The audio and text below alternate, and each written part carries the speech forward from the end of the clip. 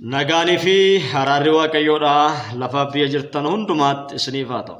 Qulqulloota saba waaqayyoodhaa kan taatan irra lafaa hundumaatti kan argamtan hundumti keessan akkam jirtu?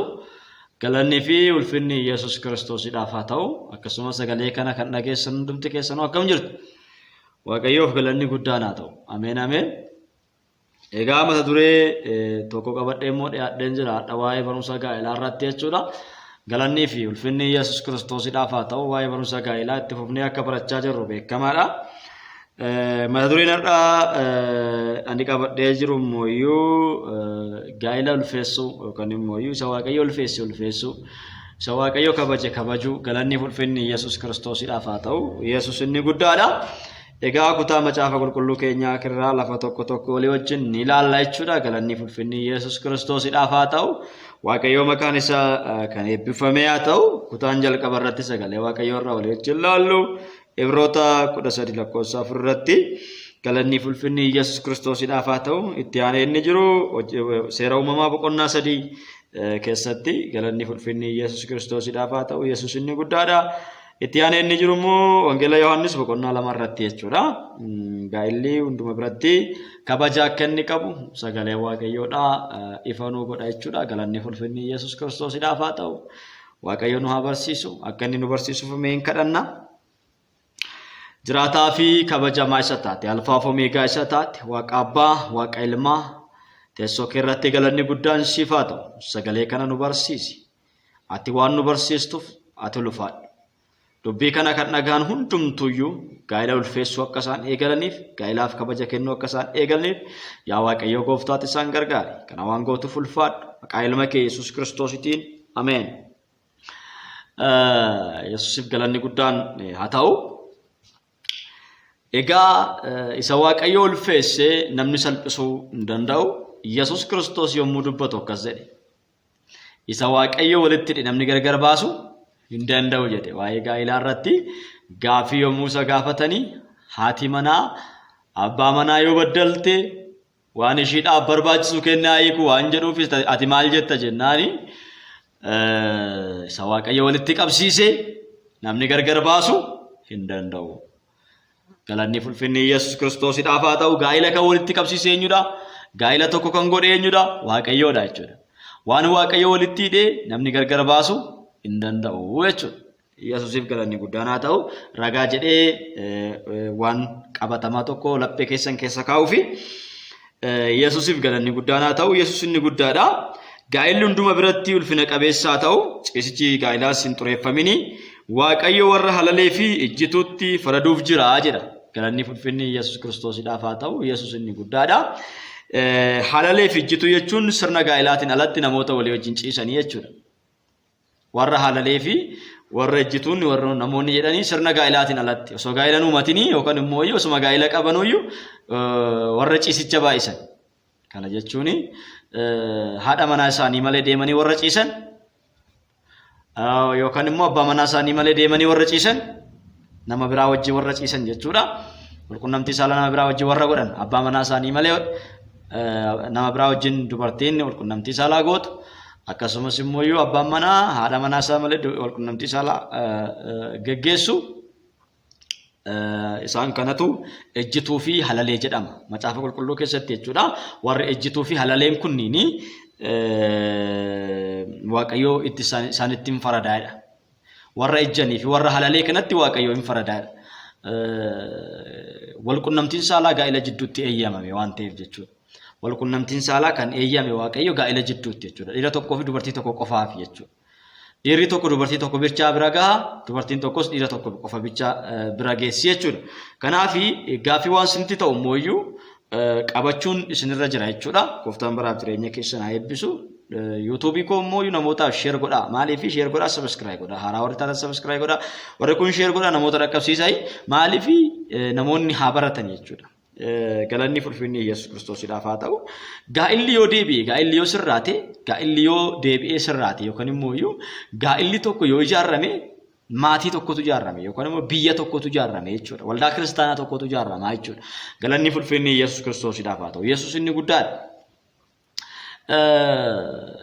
gaa'ila balleessi jalqabatti seexanni gaa'ila irratti lola bane seexanni maaliif gaa'illi yoo jiraate yookaan immoo gaa'illi yoo itti fufee sanyiin waaqayyo jaalatutu itti fufa jechuudha gaa'ila jidduutti sanyii waaqayyo sodaatutu itti fufa jechuudha gaa'ila waaqayyoon sodaatu jidduutti siniin jedheera kanaan dura barumsoota duraanii kana keessatti gaa'ila waaqayyoon sodaatu jidduu sanyii waaqayyoon sodaatutu uumamaa siniin jedheera kanaafuu iyyuu sanyii waaqayyoo sodaatu akka hin uumamneef seexanni gaa'ila irratti lola banaa jechuudha gaa'ila gidduutti qulqullummaa balleessaa jechuudha ciisicha gaa'ilaa ni balleessaa jechuudha kanaafi gaa'ila jidduutti ejji yookaan immoo iyyuu halaalummaan yookaan immoo xuraa'ummaan jiraachuu hin qabu jechuudha abbaa manaa fi haati manaa yoo waliin ciisan qulqulluudha haadha manaa fi abbaa manaa kan waliin hin taane yookaan immoo kan waliin fuune yoo waliin ciisan xuraa'aadha halaleedha ejjituudha jedha macaafni qulqulluun isaan kun immoo iyyuu waaqayyo irraa firdii fudhatu jedha firdii fudhatu kanaaf waaqayyo warra halalee waan faraduuf murtee waan itti laatuu fi warra akkasumaan ciisicha baay'isan yookaan immoo warra akkasumaan gaa'ila isaanii malee ciisan galanni ulfinni Yesuus Kiristoosiidhaaf haa ta'u Yesuus inni guddaadha waaqayyotti farada warra akkasumaan sagaagalan warra akkasumaan ciisan sanatti waaqayyo hin farada bara keenya kana keessatti waaqayyo dhiiraaf dubartii uume ulfeesse garuu namni maal ta'aa jira jechuudha dhiiraaf dhiirri wal fuudhaa jira dubartiif dubartii wal fuudhaa bara jirtu keessa kanaaf gaa'illi tabalasheera gaa'illi badeera gaa'ila bade kana deebisuudhaaf immoo barumsatu barbaachisa isa waaqayyo ulfeesse haa ulfeessinu galanni ulfinni Yesuus Kiristoosiidhaaf haa ta'u isa waaqayyo kabaje immoo haa kabajnu mata duree jedhuuni gaa'ila mata duree gaa'ilaa qabadhee isinii dhiyaadheen jira isa walii wajjin laallaa jechuudha mata duree gaa'ilaa kana keessatti isa waaqayyo kabaje haa kabajnu isa waaqayyo ulfeesse haa ulfeessinu isa waaqayyo gargar hin baasin gargar baasu haa dhiisnu galanni ulfinni Yesuus Kiristoosiidhaaf haa ta'u Yesuus inni guddaadha kana keessa amma isa kam fudhannaa mata duree kana keessa isa kam fudhannaa isa waaqayyo ulfeesse dullee haa ulfeessinu jechuudha nus gaa'ila keenya ni ulfeessina fakkeenyaaf amma gaa'ila koo nan qaba gaa'ila koo nan ulfeessa galanni ulfinni Yesuus Kiristoosiidhaaf nan kabaja jechuudha gaa'ila koo nan kabaja Yesuusiif galanni guddaan haa ta'u gaa'ila keessaniif kabaja kennaa isa waaqayyo kabaje kabaju isa waaqayyo ulfina kenneef ulfina kennuun nurra jira jechuudha Yesuusiif galanni guddaan haa ta'u gaa'illi hunduma biratti ulfina qabeessa haa ta'u ciisichi gaa'ilaas hin xureeffamini waaqayyo warra halaleef ijjituutti hin faradaa waaqayyo gaa'ila kabajeera akkamitti kabaje waaqayyo gaa'ila seera uumamaa boqonnaa 3:8 irratti akkas jedha kana booddee waaqayyo namichaa fi haati manaa isa yeroo qilleensi qabbanaa'an qilleensa'utti waaqayyo gooftaa iddoo dhaabaa sana keessa utuu adeemu sagalee isaa dhaga'anii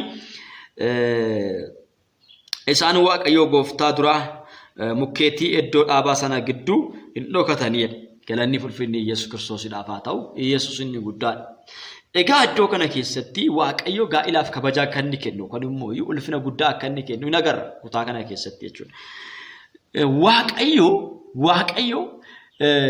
gaa'ila kan uume isa gaa'ila kan uume isa abbaa manaa fi haadha manaa godhee kan uume isa Addaam fi Hewaaniin kan uume isa uumuu bichaa miti uumeetuma gadi dhiisne akka loowwanii kan ajaa'ibe jechuudha baay'ee kan nama dinqu loowwanii fi beelladoota bineensota erga uume booda gadi isaan dhiise ilma namaa garuu erga uume booda erga gaa'ila uume booda gara ilma namaa kanatti deddeebi'uudhaan laala ture kutaa kana keessatti kan agarru erga isaan kufanii booda waaqayyos ammallee gara isaanii dhufe galanni ulfinni Yesuus Kiristoosiidhaaf sana duras waaqayyo gara isaanii hin dhufa ture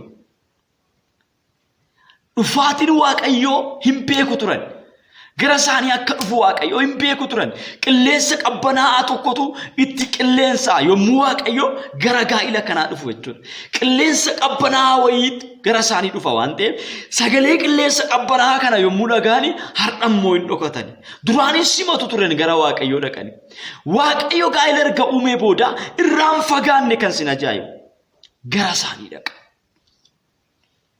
sababni isaa gaa'ila waaqayyoon sodaatu jidduu waaqayyo ni jiraata waan ta'eef gaa'ila waaqayyoon kabaju jidduu waaqayyoochi jidduutti ni kabajama waan ta'eef. Gaa'ila kana kabajee akkuma uume waaqayyo ofii isaatii akkuma kabaje isaan irraas kabaja fudhachuudhaan yeroodhaa gara yerootti gara mana isaanii dhufa ture. Yeroodhaa gara yerootti gara iddoo isaan kaa'e sana bakka isaan ol kaa'e sana yeroodhaa gara yerootti gara isaanii dhufa ture. Obboleessa koo obboleettii koo gaa'illi kee harka waaqayyootiin gaafa ijaaramu kana jechuun gaa'ila kee keessa waaqayyo gaafa jiraatu gaa'ila kee keessatti jaalalli gaafa jiraatu gaa'ila kee keessatti walamantummaan gaafa jiraatu waaqayyo sin jidduu deddeebi'a jechuudha. Qilleensi waaqayyoodhaa gaafatti dhaga'amu gaafa kufan kana hin dhokatanii. Eessa dhaqxe laata jedhee hin deebine waaqayyo. Kabaja guddaa waan isaaniif qabuuf waan guddaa isaan ulfeessuuf waan guddaa isaan kabajuuf Adaam eessa jirta jedhee yaame waaqayyo. Deebiseefi maal jedheeni si duraa hin dhokadhe. Ulfinati natti uwwiste santu narraa mulqame. Kabajati narra keessa santu narraa fuudhame. Qullaa koon jira jecha jedhu argattu kutaa kana keessatti. Qullaa koo waanan ta'eefani si dhokadhe. Gartani waaqayyoon kan kabajame ka waaqayyo kabaje ka uume seexanni gaaf tokko kabaja waaqayyoo kana isaan irraa fuudhe. Ulfina waaqayyo isaanitti gonfee kana irraa fuudhe. Kanaafi waaqayyo isaan barbaade gaafa dhufu isaan dhokatanii argaman. Waaqayyo seera uumamaa boqonnaa 3 kana keessatti gaafa laaltanii gaa'ilaaf kabaja guddaa akka inni qabu uumee biraan deeme. Tolchee gadi inni fakkeenyaaf horiiwwan dhiiraaf kormaa godhee gadhiiseera. Bineensota beelladoota allaattiiwwan dhiiraaf kormaa godhee gadhiiseera. Nama garuu akkasitti gad hin dhiisne waaqayyo. Harkuma isaatiin akkuma hojjete yeroo hundumaa gara isaanii deddeebi'ee isaan laala ture. Gaa'ila kana erga uumee booda deddeebi'ee isaan gaafata haala isaan irra jiran. Wanta isaan irra gahan ilaala ture. Osoo deddeebi'ee isaan laalu osoo yeroo hundumaa jidduu isaanii deddeebi'u osoo yeroo hundumaa dhufee isaan laalu gaaf tokko garuu maal ta'anii argamanii kufanii argaman. Gaafa isaan kufanii argaman kanas immoo waadaa isaanii galuudhaaf dhufe isaan balleessuuf hin dhufe. Raawwatee isaan hin rukunne. Waadaa galee kakuu galee seera uumamaa boqonnaa 3:15 irratti waadaa tokko waadaa dhokataa wayii namootaaf ifa kan hin taane waadaa dhokataa wayii lafa kaa'eef sirraa kan dhalatu waan jedhu wayii lafa kaa'eef. Sirraa kan dhalatu gaafa jedhu dubartittiitti gaafa dubbatu waa'ee Qaayil miti, waa'ee Abeelis miti, waa'ee gooftaa keenya Yesuus Kiristoos dubbate jechuudha. Kanaaf gaa'ila waaqayyoo haala kanaan kabaje. Baay'ee kabaje jidduu isaanii deddeebi'a, jidduu isaaniitti argamuus ni barbaada jechuudha. Har'as bara keenya kana keessatti gaa'ila isa sodaatan jidduutti waaqayyo yeroo hundumaa argame ijoollee isaaf ta'an mana isaa kan tajaajilan achi keessatti oomisha jechuudha waaqayyo. Gaa'illi madda oomisha namaati isiniin jedheera barnoota kanaan darban keessatti gaa'illi madda oomisha namaati. Maddi oomisha namaa gaa'ila. Gaa'illi jidduutti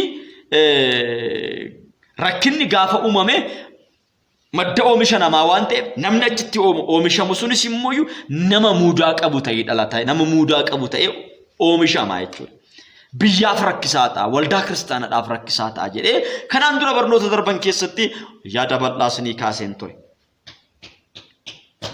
Barnoota kanaan dura darban sirriitti dhaggeeffachuun sirra jira YouTube korra seentanii jechuudha.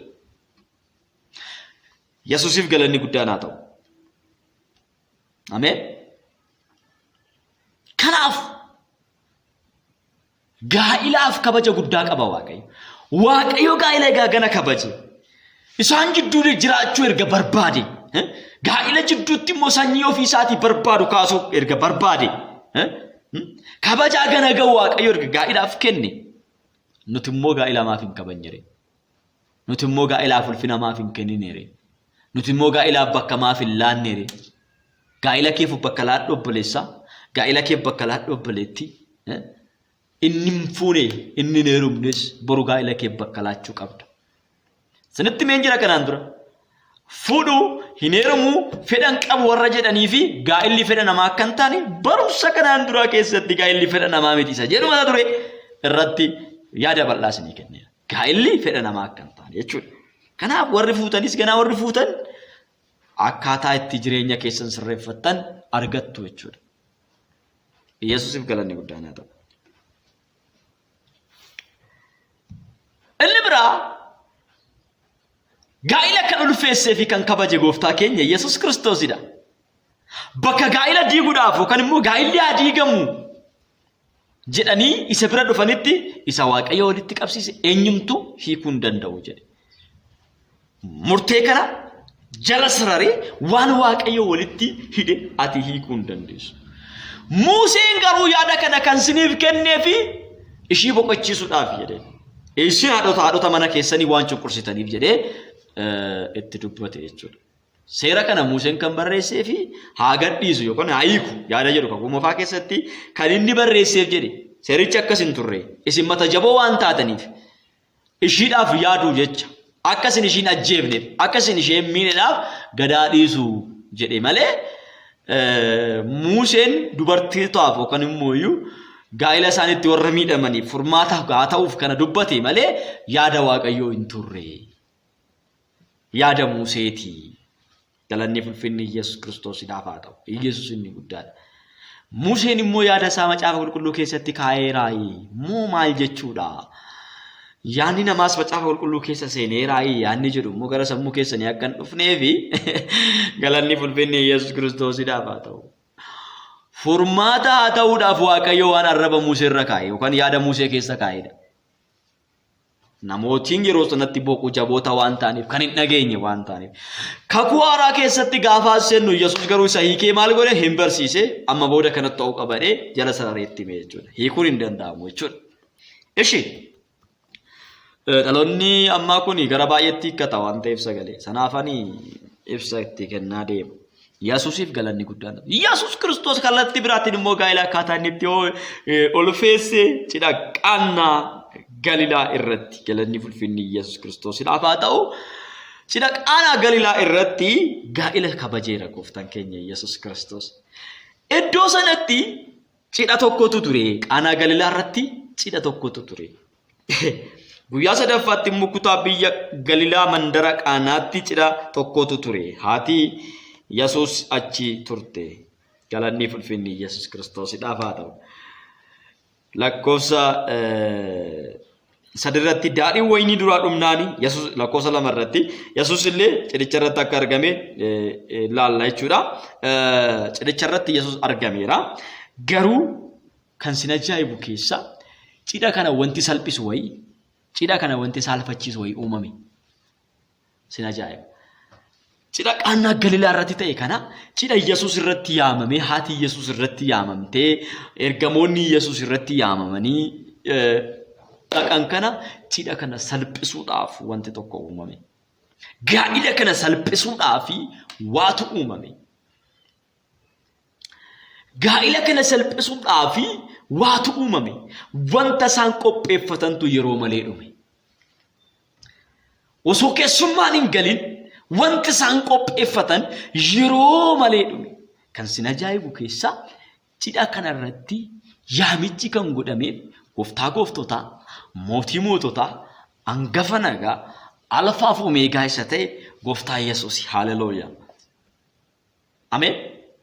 Isa wanta hin jirre gara jireenyatti fidu.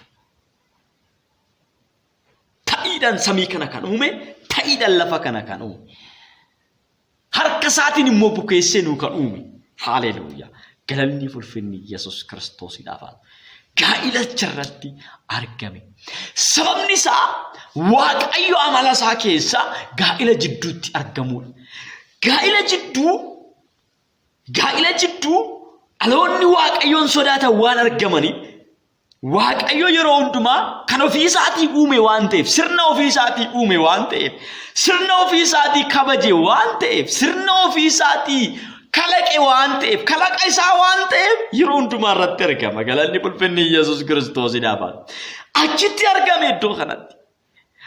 waan ofii kalaqe kana kalaqa isaa kana jidduutti argame gaafa inni iddoo kanatti argamu waan qaban hundisaa hin dhume. Daadhii waynii duraa dhumnaan dubree Maariyaam gara Yesuus dhaqxe. Gooftaa daadhii waynii duraa dhumeera hin qaban jetteen. Yesuusin immoo deebisee anoo beekaa yeroon koo hin geenne anoo kana dhufeef kaayyoon gara cidha kanaa dhufeef cidha kana ulfeessuuf malee salphisuuf miti. Cidha kana salphisuudhaaf har'a kan qophaa'e cidha kana salphachisuudhaaf har'a kan qophaa'e in salphata.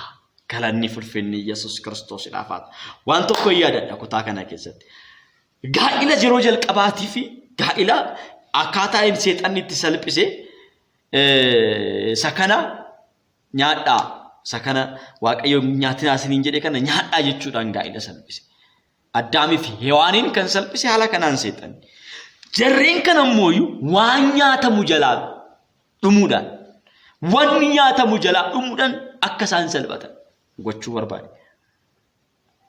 Waan nyaatan jalaa dhumuudhaan akka isaan salphatan gochuu barbaade. Akka isaan salphatan gochuu barbaade. Salphina gaa'ila kana jidduutti facaasuu barbaade. Gadda gaa'ila kana jidduutti facaasuu barbaade. Yeelloo gaa'ila kana jidduutti facaasuu barbaade. Mootiin moototaa hangafni nagaa leenci Yihuudaa Yesuus Kiristoos jidduu gaa'ila kanaatti argame salphina kana hambise. Haleluuyaa. Yesuusiif galanni guddaan haa ta'u. Bishaan daadhiitti geeddaree daadhii godhee gaafa namootatti kennu isa cidha geggeessutti gaafa kennan waatu ta'e. Jalqaba dhugaa kan turanii fi daadhiin amma adda. Waluun fakkaatu. Miidhagina isaa ta'e mi'aan isaa ta'e bilchina isaa ta'e waluuyyuu fakkaatu adda kan ta'e. Yeroo baay'ee Yesuus Kiristoos iyyuu daadhii bishaan daadhiitti geeddareera jedhanii namoonni ankoolii dhugan jiru. Namoonni ankoolii dhugan jiru. Ankooliin dhuganuudhaan Yesuus iyyuu maal nu godheera? Bishaan daadhiitti geeddareera. Bishaan daadhiitti geeddaruu fi ankoolii dhuguu maaltu walitti fide? Maaltu walitti fide? Daadhii waynii bara saniitii fi kan bara keenyaa maaltu walitti fide? Waynii qulqulluu irraa hojjetama kan bara sana. Inni ammaa ankooliitu itti dabalama. Kan nama sakkarsiisuuf jechuudha. Daadhii wayniin dhuginaadha macaafni qulqulluu. Yesuus Kiristoos inni uume kuni yookaan immoo inni Yesuus kalaqe kana iddoo kanatti bishaan daadhii Yesuusitti bishaan Yesuus daadhiitti geeddaree kuni kan namoota macheessee fi yookaan immoo namoota salphisee miti. Gaa'ila sana kabajuudhaaf wanta uumamedha. Gaa'illi sun akka hin salphanneef wanta kalaqamedha.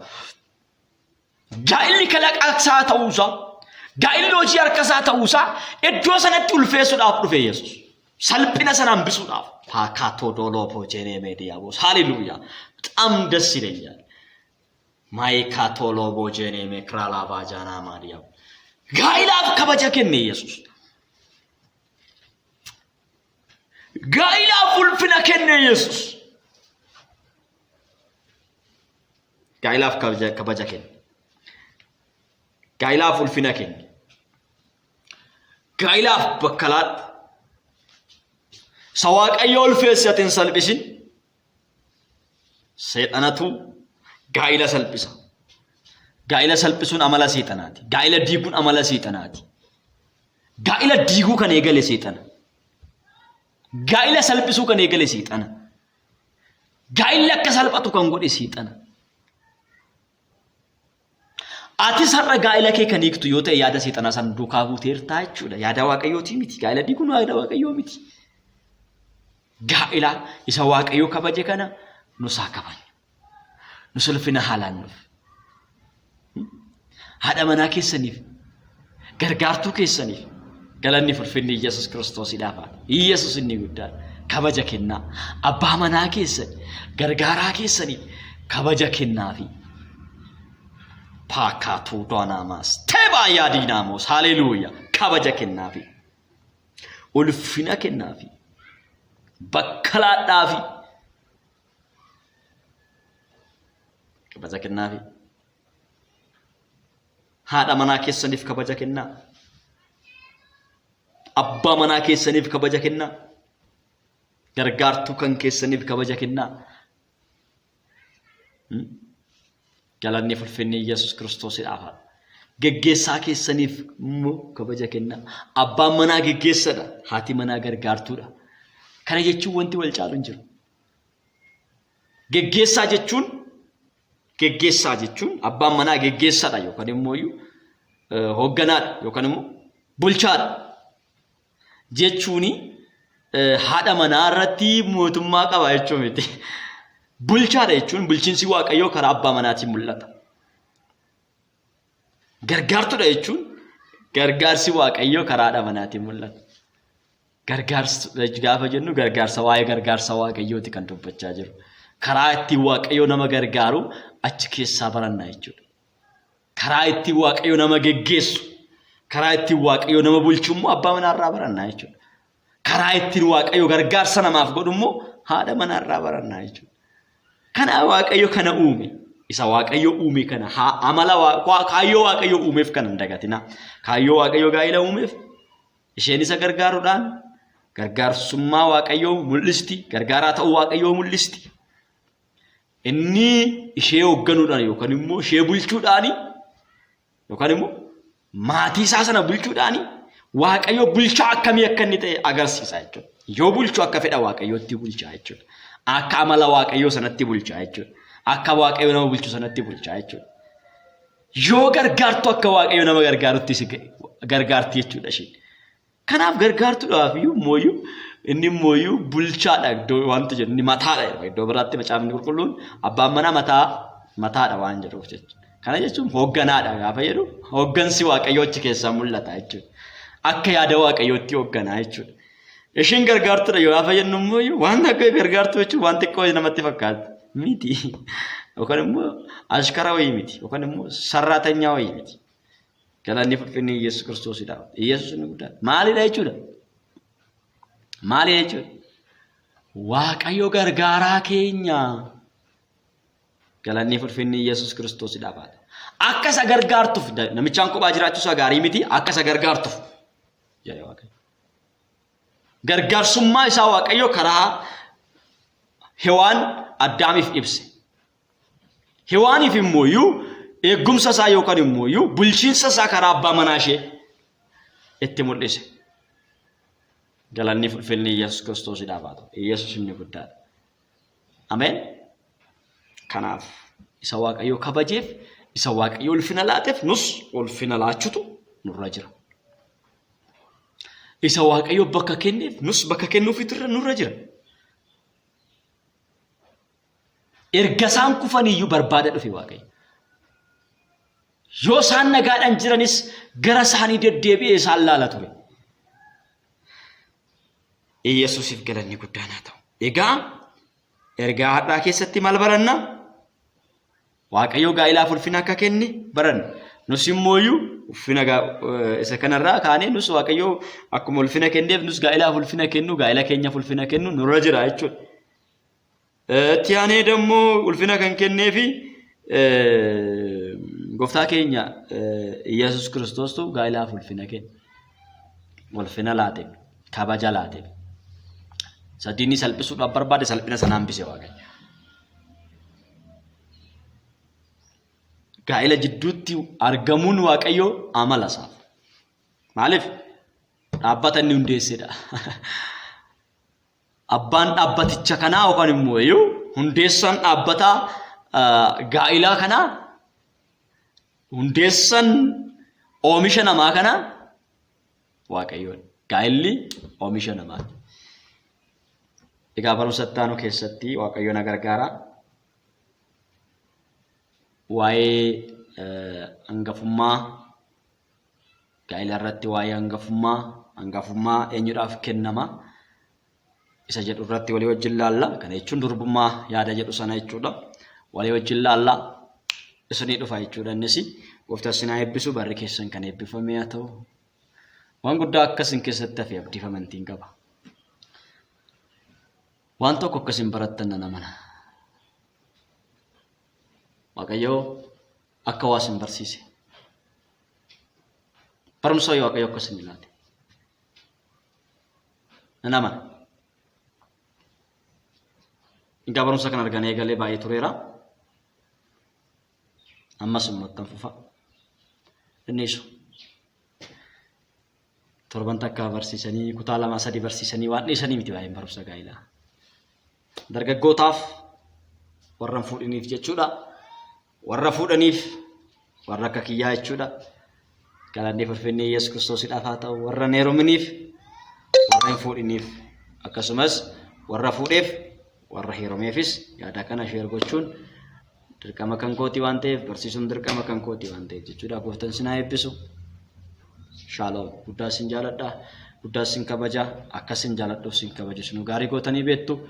Obboleessa keessan gammachuu urgeedha. Lakkoofsi bilbila kooti duwwaa 912 yoo ittan na argachuu dandeessu. Isa Waaqayyo ulfeesse isinis ulfeessa. Isa Waaqayyo kabaje isinis immoo kabaja.